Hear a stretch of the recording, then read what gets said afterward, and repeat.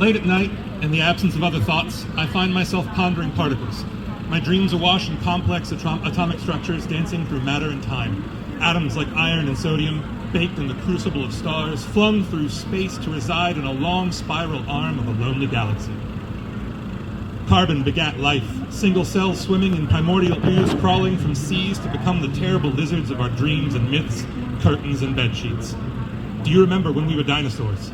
The calcium in our bodies once belonging to the plate of a stegosaurus or the claw of a velociraptor. Do you remember when we were stars? The hydrogen of a white dwarf long dead, bonding to oxygen from Marcus Aurelius's exhaled breath to become dew in the laurel bushes of Delphi. Water to water of life and the amniotic fluids that supported you at your most vulnerable, when carbon and iron, hydrogen and oxygen all bonded to create you, a being born into their own crucible, inheritor of the legacy of a universe both incomprehensibly old and unimaginably new. Do you remember when we made sand castles and held the contents of galaxies in our hands? Do you remember falling into laughter, gasping for breaths of air that contained the songs of long-dead heroes? Do you remember when we were dinosaurs? Do you remember when we were stars in a binary system, making love for the first time, sending out solar flares to caress and hold?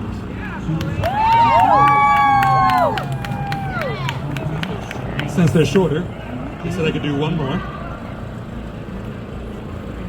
And this one is called The Path of Memory.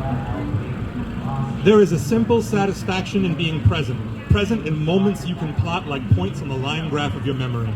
There is a comfort in remembering the feelings inspired by a scene, the smells, sights, tastes, a vehicle through time awakening ancient paths in the recesses of your mind.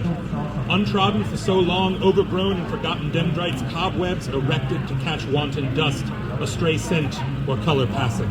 Sparks flare through the hearth of memory fanned into flame by her perfume, or a sunset unseen for years. So this gently nurtured flame erupts, a cacophony of sound and light, and you remember. You remember it all. The good, the bad, the absurd.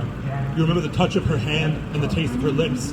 You remember the fire in her eyes, her breath, her voice, and it is too much when you remember why you let yourself forget.